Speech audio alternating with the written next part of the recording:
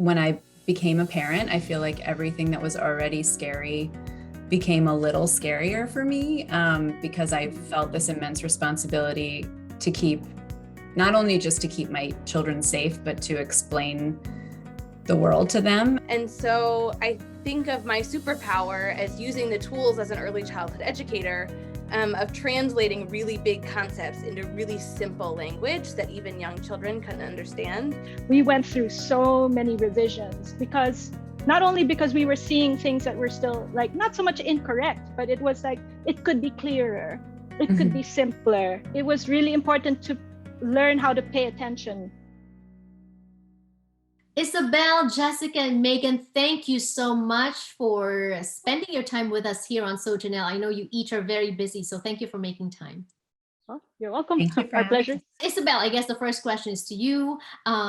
For our Filipino audience, you have been an illustrator for a while now. Can you tell us your journey? Long story, but in a nutshell, it was really a confluence of things. And, I just always loved books, and I also love to draw. And then I just never grew out of my love for picture books. And I started collecting them really early on. And it just so happened that this store in Manila opened up called Young Minds. And it was a specialty bookstore for books from around the world. It was run by an educator. And it also featured a lot of local picture books, which was just a really young industry at the time. And it also became a hub for those artists. And I was I was a really snotty teenager, and I just, hung out there all the time. And then I saw these people painting the wall, and I was like, I would like to have your job. And it turns out they were members of Ang Ilustrador ng Kabataan, which is Ang Inc. It's an organization of children's book illustrators, which was also a new thing that happened that just probably was a few years old at the time. And I just begged them to let me hang out. And I was selling kit for a really long time, and until somebody gave me an assignment to do a character called Iggy Itis, who was a book reviewer for a children's magazine, because we didn't have bookworms in the Philippines, we had book cockroaches.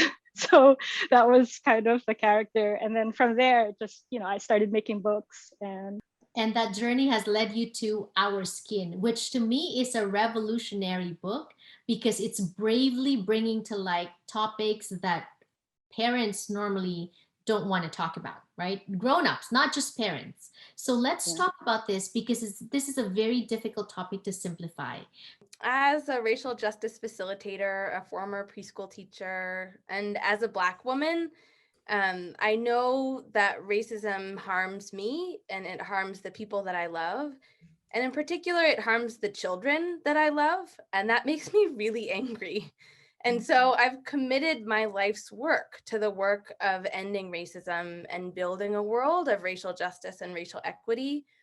And I know that that's a big project. I can't do it alone. My job is to figure out what's my superpower, what is my unique contribution to this giant project. And so I think of my superpower as using the tools as an early childhood educator, of translating really big concepts into really simple language that even young children can understand. So when Jessica reached out and asked, would you be willing to partner with me in taking some of the work that I do in workshops with teachers and families and turning it into a book that anybody could pick up? A kid going into a library, a grown-up struggling to figure out how to talk to their own children, a preschool teacher who's interested in having this conversation with a whole classroom of kindergartners or first graders. I said, sure. I work for Brooklyn Public Library. I plan programs for young children 0 to 5 and their families. And that's where my story intersects with Megan, and where we met because she came to do workshops for our community about how to talk about race with young children. And that was, a huge impetus for writing this book. But I'm also a mom of 2 young children. And around the time that we started doing this work at the library, I was trying to talk to my kids about race and racism and doing, exactly what you described, trying to define that word for very young children. They were 3 and 5 at the time. And as a white mom raising white children, I really, really wanted them to have the racial literacy that I did not grow up with. And I didn't want them, Megan and I have talked about this a lot, I didn't want them to make it to adulthood not understanding things like that race is a social construct, or just feeling really uncomfortable or not being willing to talk about race. And then I also wanted them to have language to describe the things that I knew they were already noticing, because like your daughter, they were asking me questions. And I didn't want to shut down those questions, but I wanted to find the right language. And there weren't a lot of models out there teaching me to do that. So I think with this book and with this series, we created the tool that I had been looking for as a parent to talk about race early and often with my own kids. And I like that the people behind this book are also multiracial, right? So Isabel, how did you get pulled into this book project? I was really busy and I was almost like going to say no, but it was also the time of the George Floyd protest. I felt at the time that it wasn't enough to just protest, and I felt really kind of powerless. And I'm really grateful that Megan and Jessica wrote this book at that time also, and that I had now the opportunity to actually do something. And so it was very empowering to be able to work on this book. We're really glad you said yes. Thank you.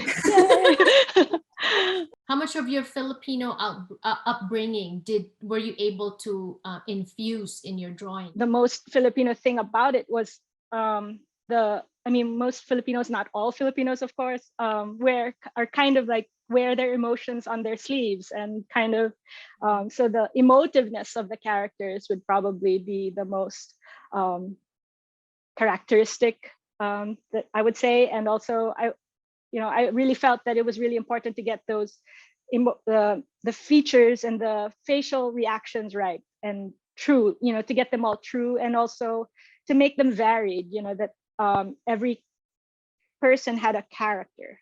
I like that, because every person has a character, and race is just a very, very tiny part of that person's whole character. Exactly. And I think that's one thing that we need to teach our children, is that, like, looking at the whole instead of that one thing. But Megan, a lot of parents get stuck because they themselves don't know how to talk to their children about this, right?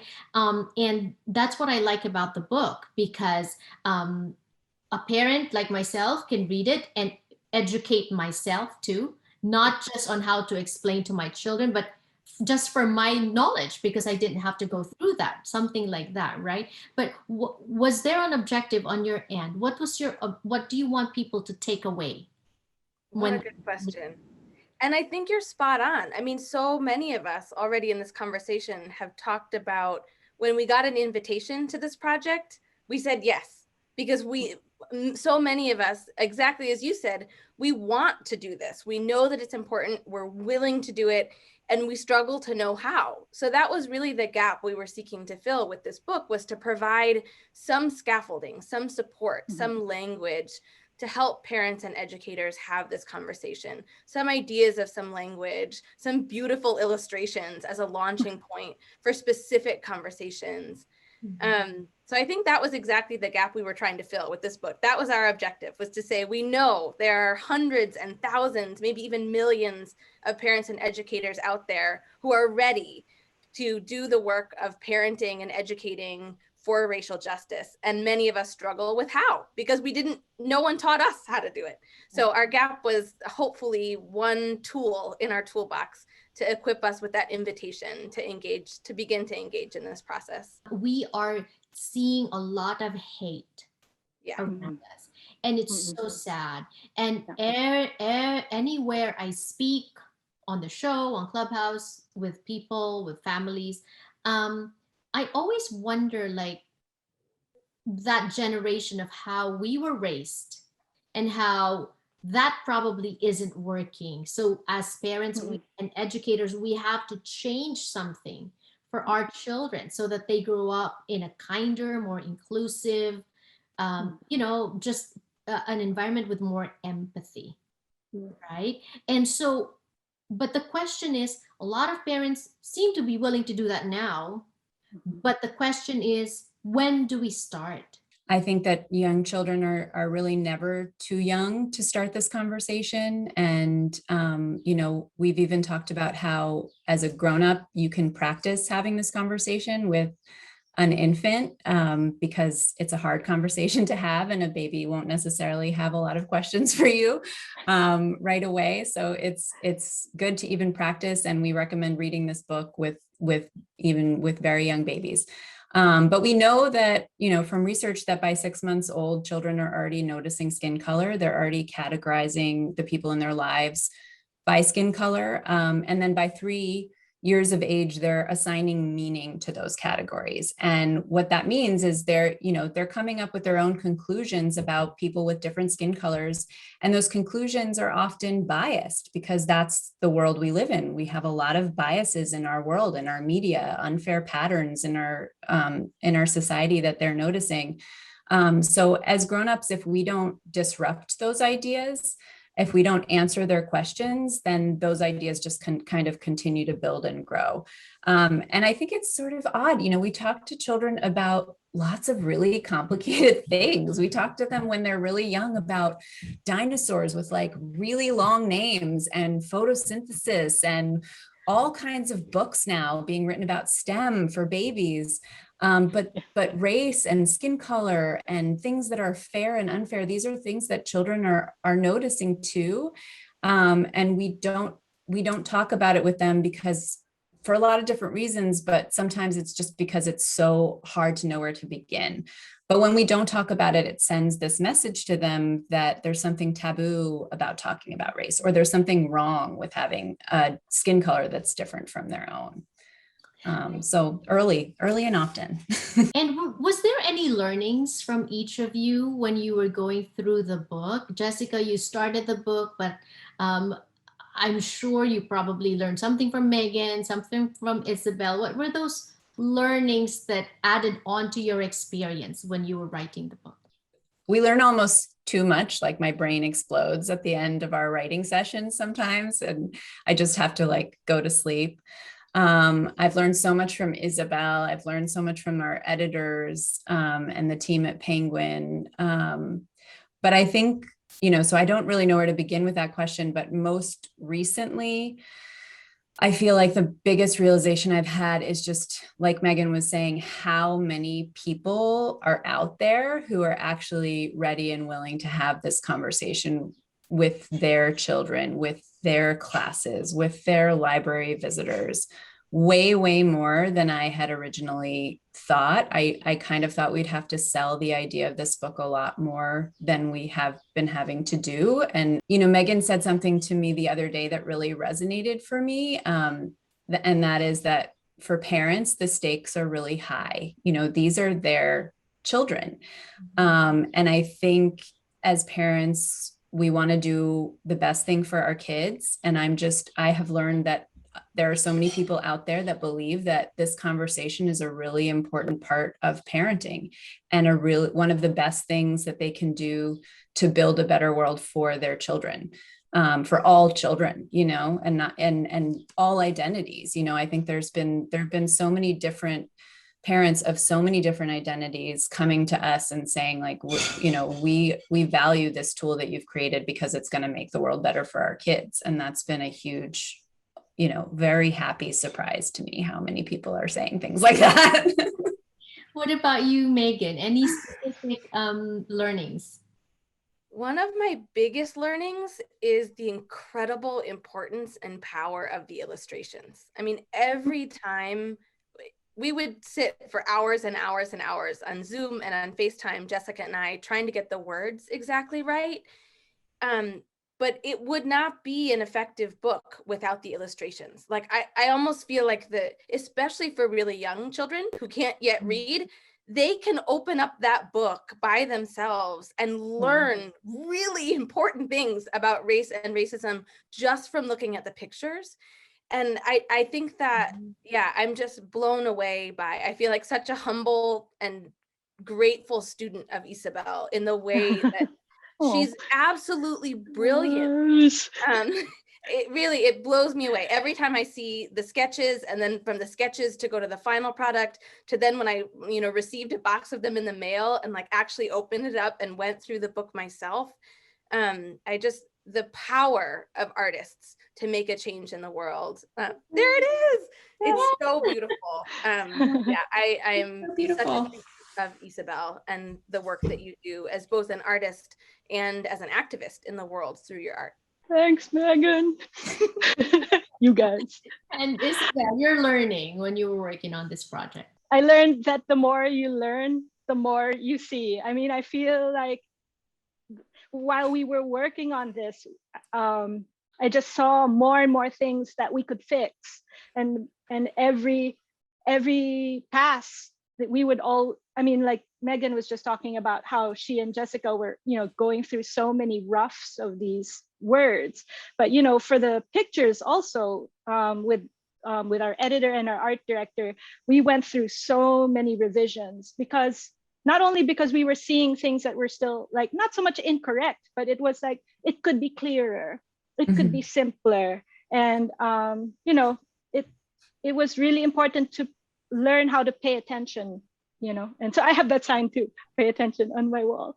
And I think just as a philosophy for life, I think that's really important. I love that. And I can feel the love among the three of you. I can see it. I can hear the words, right? But have you encountered people that dissent from the way you have defined stuff in the book, who are maybe contradicting what you're saying in the book? I think it's fascinating. I mean, who knows? Maybe they're out there and we will meet more of them soon. I don't know.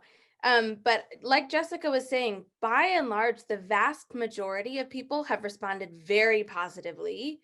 There's definitely some folks who still have questions, and some concerns and hesitancy, which we expected.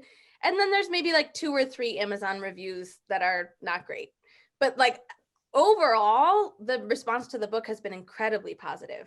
I think it's not so much dissent, but I think I'm sensing from the few events that we've done so far and from conversations I've had at the library, people just worrying about pushback. So it's not so much that we're feeling the dissent, but I'm feeling the people who want to read our book are worried about the dissent, and they're wondering how to best sort of set themselves up for success in reading this book. And not necessarily at home to their kids, that's more intimate, and personal choice. But I think the people who are choosing to read the book in classrooms and at the library, and, we're working hard actively right now to kind of build community and create resources for them so they feel supported in doing that. We have a website, firstconversations.com, where we have some answers to, how to handle that if people, in your school or your community aren't open to you bringing up these topics with young children. What are some things you can do and what are some things you can say? I like that. And how to maybe clap back, right? Aggressions, microaggressions, what to say, right, to them. And this hits close to home also for us. I'm Asian, and Isabel mentioned that when this project started last year, it was during the George Floyd protests. And obviously that's made, a difference, right, in our society, being more woke about issues like this. But then you would think that it would stop there, but now we're experiencing this wave of anti-Asian hate crimes. And because it's the topic right now, I just wanted to get your opinion on that. My first thought is just how sad I am for our communities, for the people who are being directly impacted. It's not fair and it's not right.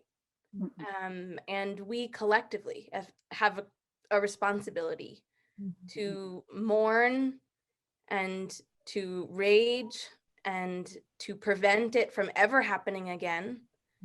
And I know that there's also a larger context, that it is particularly scary in this moment, and it is very important that we pay attention and take a stand in support and solidarity for Asian American communities and Asian communities that are being directly impacted.